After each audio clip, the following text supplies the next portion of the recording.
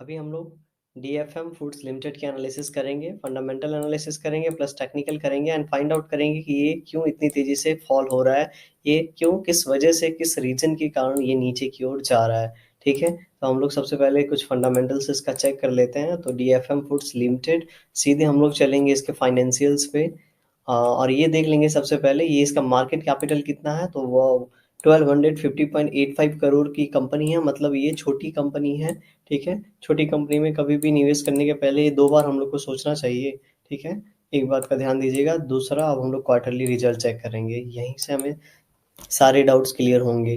ठीक है, तो इनका जो सेल्स है यहाँ पे आपको दिखेगा, यहाँ पे सेल्स में बढ़ोतरी दिखी है और बढ़ोतरी के साथ साथ जो भी इनके एक्सपेंसेस है वो भी बढ़ चुके हैं।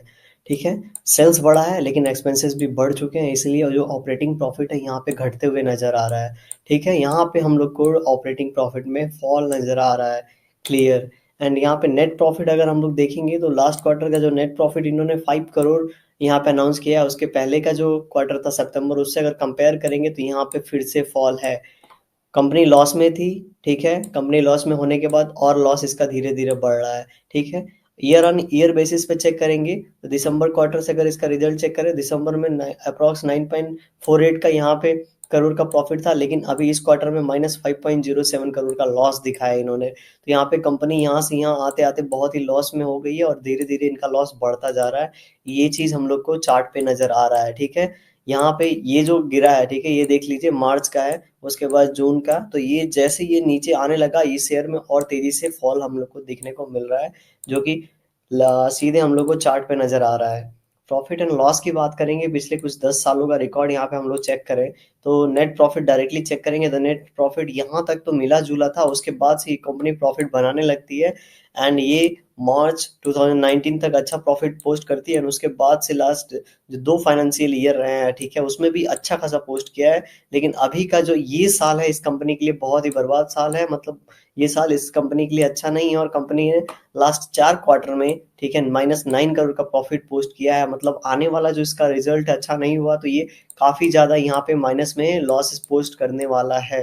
ठीक है, ये कंपनी आने वाले क्वार्टर के रिजल्ट में अगर अच्छा नहीं करता है तो पूरे ईयर का जो प्रॉफिट है वो लॉस में जाएगा, एंड क्वार्टर का रिजल्ट लॉस में जाएगा तो शेयर और तेजी से नीचे की ओर गिर सकता है। इस बात पे गौर कीजिएगा।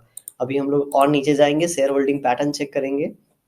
चूंकि ये छोटा शेयर है तो यहाँ पे एफ आई डी का ज़्यादा माल नहीं होगा, क्योंकि छोटे शेयर में वो लोग ज़्यादा इन्वेस्ट नहीं करते। फिर भी यहाँ पे देख लिया जाए तो एफ आई के पास थोड़ा सा माल पड़ा है, जिसमें से उन्होंने थोड़ा सा बेचा है लास्ट क्वार्टर में।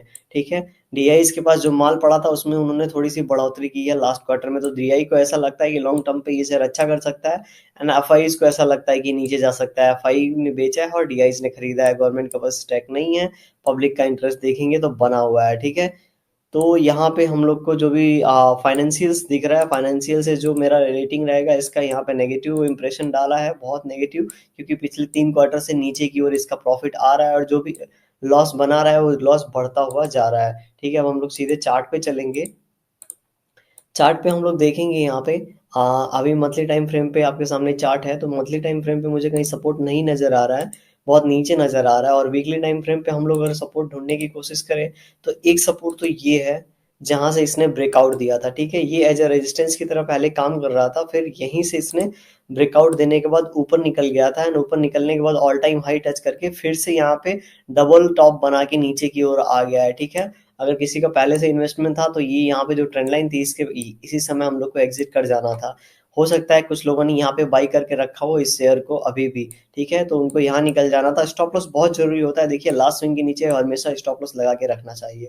तो अभी मान लीजिए इसको ब्रेक करके नीचे आ रहा है तो यहाँ पे एक हम यहाँ पे पॉसिबिलिटी है, जिसकी प्रोबेबिलिटी मुझे कम लग रही है, क्योंकि कंपनी हर क्वार्टर में लॉस पोस्ट कर रही है। ठीक है, तो अगर ये फिर से ऊपर जाके फिर से यहाँ से नीचे आ जाता है तो उसके बाद का जो यहाँ पे सपोर्ट जोन है, ये सपोर्ट जोन है जो कि बहुत ही critical and important support zone है, क्योंकि अगर यहाँ ये शेयर नहीं रुकता है तो आने वाले समय में और नीचे हम लोग को इसमें ऑल टाइम लो देखने को मिल सकता है।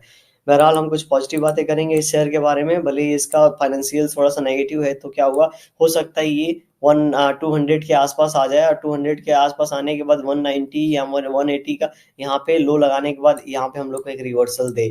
ठीक है, जब भी रिवर्सल मिलेगा तो इस तरीके का रिवर्सल मिलेगा और इस तरीके के रिवर्सल में हम लोग एंट्री ले सकते हैं। ठीक है।